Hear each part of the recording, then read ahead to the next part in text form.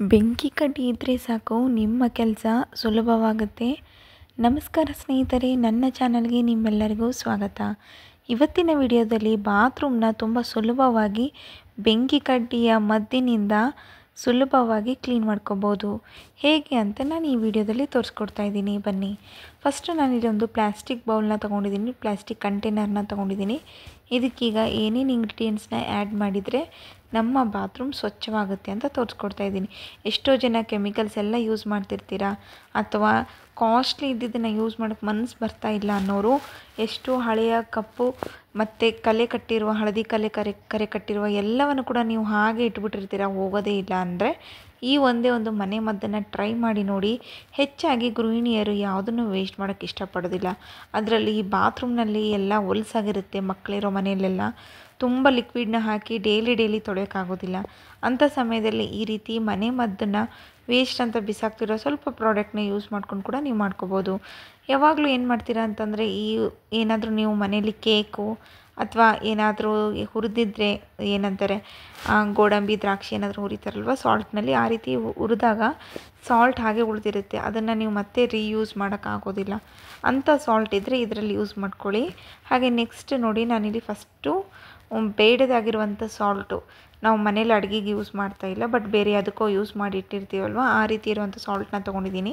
ಅದಾದಮೇಲೆ ಬೆಂಕಿ ಕಡ್ಡಿಯ ಮೇಲ್ಗಡೆ ಇರುತ್ತಲ್ವ, ಮ್ಯಾಚ್ ಬಾಕ್ಸಿಗೆ ಕಡ್ಡಿ ಏನಿರುತ್ತಲ್ವ ಅದ್ರ ಮೇಲ್ಗಡೆ ಅದು ತೊಗೋಬೇಕಾಗುತ್ತೆ. ಯಾಕಂದರೆ ಅದರಲ್ಲಿ ಆ್ಯಂಟಿ ಬ್ಯಾಕ್ಟೀರಿಯಾ ಇರುತ್ತೆ, ಅಂದರೆ ಬ್ಯಾಕ್ಟೀರಿಯನ್ನ ಸಾಯಿಸುವಷ್ಟು ಅದರಲ್ಲಿ ಇರುತ್ತೆ. ಹಾಗಾಗಿ ಈ ಟಾಯ್ಲೆಟ್ನಲ್ಲೆಲ್ಲ ಬ್ಯಾಕ್ಟೀರಿಯಾ ಇನ್ಫೆಕ್ಷನ್ಸ್ ಬರಬಾರ್ದು ಅಂಥೇಳಿ ನಾವು ಇದರಲ್ಲಿ ಬೆಂಕಿ ಕಡ್ಡಿಯ ಮೇಲ್ಗಡೆಯ ಮದ್ದನ್ನು ಆ್ಯಡ್ ಮಾಡಿದ್ದೀನಿ. ಅದಾದಮೇಲೆ ಸ್ವಲ್ಪ ಕಾಫಿ ಪುಡಿ ಹಾಕ್ಕೊತಾ ಇದ್ದೀನಿ.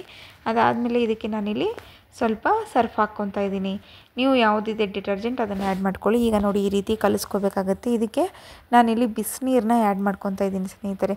ಬಿಸಿನೀರು ಹಾಕೋದ್ರಿಂದ ಏನಾಗುತ್ತೆ ಅಂದರೆ ಜಲ್ದಿ ಡಿಸಾಲ್ವ್ ಆಗುತ್ತೆ, ಏನೇ ಇದ್ದರೂ ಕೂಡ ಕರಗಿಬಿಡುತ್ತೆ. ಸೊ ಹಾಗಾಗಿ ನಾನು ಇದರಲ್ಲಿ ಬಿಸಿನೀರನ್ನ ಆ್ಯಡ್ ಮಾಡ್ಕೊತಾ ಇದ್ದೀನಿ.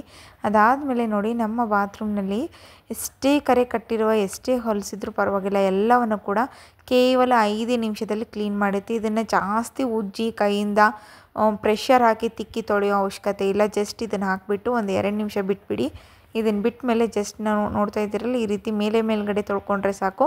ನಾನು ವೀಕ್ಲಿ ಒಂದು ಸತಿ ತೊಳೆಯೋದ್ರಿಂದ ನೀಟಾಗಿರುತ್ತೆ, ಹೆಚ್ಚಾಗಿ ಹೊಲಸಾಗೋದಿಲ್ಲ. ಇದನ್ನು ನೀವು ವಾರಕ್ಕೊಂದು ಟೈಮ್ ಇದೇ ರೀತಿ ಹೊಸ ಟಿಪ್ಗಳನ್ನ ಟ್ರೈ ಮಾಡೋದ್ರಿಂದ ನಿಮ್ಮ ಬಾತ್ರೂಮ್ ಯಾವಾಗಲೂ ಕ್ಲೀನಾಗಿರುತ್ತೆ.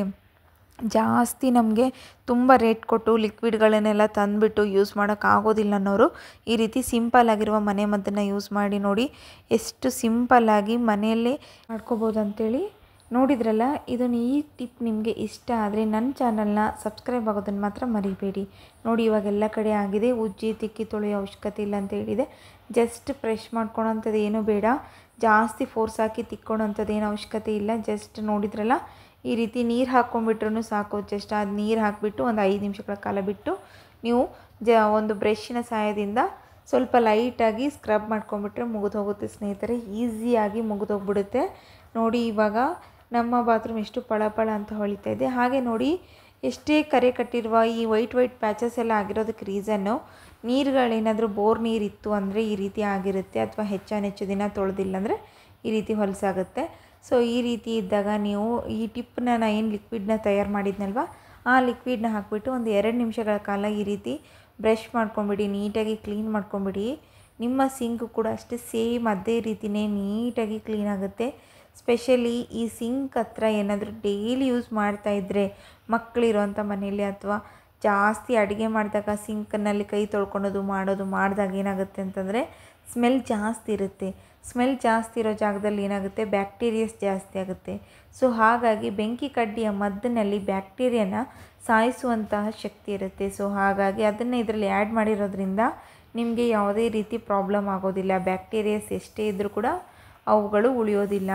ಈ ಒಂದು ಸಿಂಪಲ್ ಆಗಿರುವಂಥ ಟಿಪ್ನ ನೀವು ಫಾಲೋ ಮಾಡೋದ್ರಿಂದ ನಿಮ್ಮ ಮನೆಯಲ್ಲಿರುವ ಬಾತ್ರೂಮ್ ಆಗಿರ್ಬೋದು, ಅಥವಾ ಟಾಯ್ಲೆಟ್ ರೂಮ್ ಆಗಿರ್ಬೋದು, ಅಥವಾ ಸಿಂಕ್ ಆಗಿರ್ಬೋದು, ಎಲ್ಲವೂ ಕೂಡ ನೀಟಾಗಿ ಕ್ಲೀನಾಗಿರುತ್ತೆ. ಈ ವಿಡಿಯೋ ನಿಮಗೆ ಇಷ್ಟ ಆದರೆ ನನ್ನ ಚಾನಲ್ನ ಸಬ್ಸ್ಕ್ರೈಬ್ ಆಗಿ, ಹಾಗೆ ಕಮೆಂಟ್ ಮಾಡಿ, ಲೈಕ್ ಮಾಡಿ, ಶೇರ್ ಮಾಡೋದನ್ನು ಕೂಡ ಮರಿಬೇಡಿ. ಹಾಗೆ ನಿಮ್ಮ ಫ್ಯಾಮಿಲಿ ಫ್ರೆಂಡ್ಸಿಗೆ ಕೂಡ ಈ ವಿಡಿಯೋನ ಶೇರ್ ಮಾಡಿ. ಈ ವಿಡಿಯೋ ನೋಡಿದ್ದಕ್ಕೆ ಎಲ್ಲರಿಗೂ ಧನ್ಯವಾದಗಳು.